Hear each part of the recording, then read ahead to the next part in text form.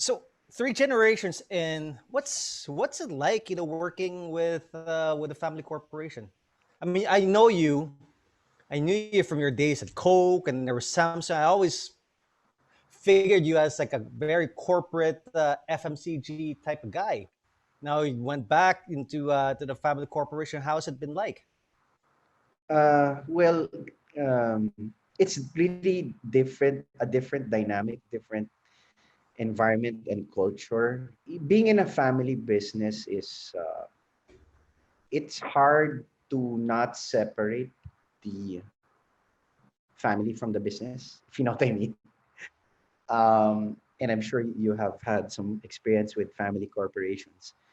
It's intertwined. It's integrated, uh, and you have to deal with that, with the family dynamics, with different personalities, with your family board, and y- there are difficulties and challenges, but there's also that unity when everybody's aligned of business. Of course, each has their own view, but when we agree and align on the way to run the business and to move it forward, that's you know, uh, where you produce really good results. So easier said than done, John. You know that. And you're right, no, absolutely right. Because I come from a corporate background. I was with Unilever and Selecta for close to 8 years, and then another 6 years with Coca-Cola Export, and another 6 to 7 years with Coca-Cola Bottlers Philippines. So it's a total of 13 years in the Coke, 12 to 13 years in the Coke system, and then I moved to Samsung Electronics for um, 2 years and a half, and then did some consulting and training as well. Trade Dynamics, my friend with my friend who owns that, and engage as Salesforce automation. And then from there, went back to corporate again with consumer lighting, so Firefly Electric and Lighting Company. That was another great company to work for. Almost stayed there for 2 years. Yeah, and then I couldn't say no anymore to my relatives, my aunts and uncles. Hmm. To come back to the family. Yeah, because they needed my help. My cousin needed my help. By the way, before my mom passed away, um, that was many years back. She was always telling me, encouraging me to join the family business, and I was always say, "Someday, moms, someday." I'm busy with my corporate career, and but I want to contribute and help in the future. Yes, when you're done saving the world, that's when you'll come back to family. So, but I think there's much more fulfillment, and Hmm. I guess the value that I give and share with those involved in the family business. I think it's more recognized and at the same time appreciated. Well, Uh, of course, you're coming also from from that perspective of what you who used to be an outsider looking in.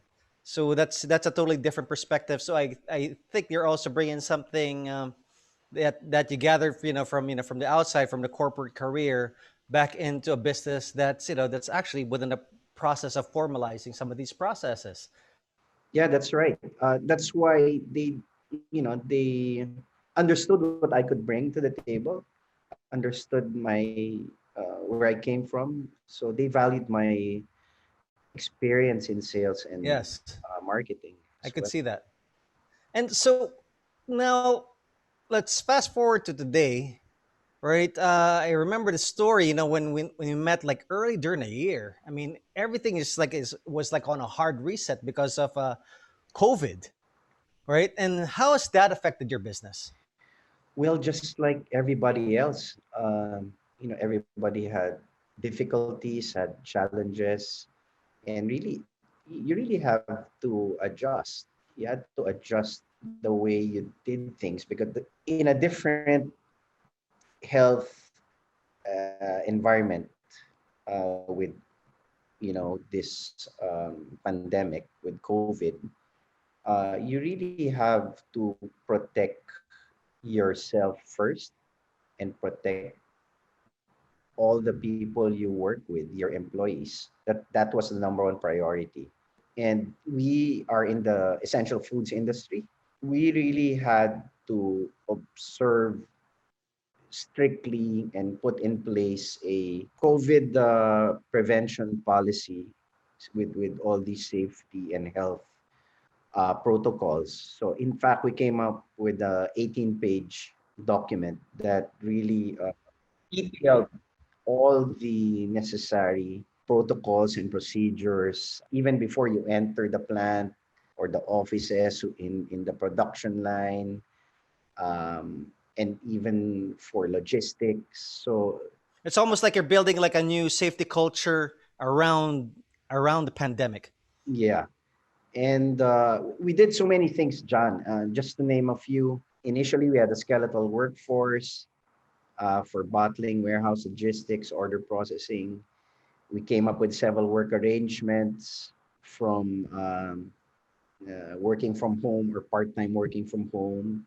We had an essential skeletal workforce in place. We had those safety and health protocols before you enter the premises, with the usual hand washing, thermal scanning, health questionnaire, alcohol sanitizers. Are there any highlights from from the pandemic? Again, I'll emphasize that you had to put people first. So we made sure everybody was protected, and we had these policies and protocols in place.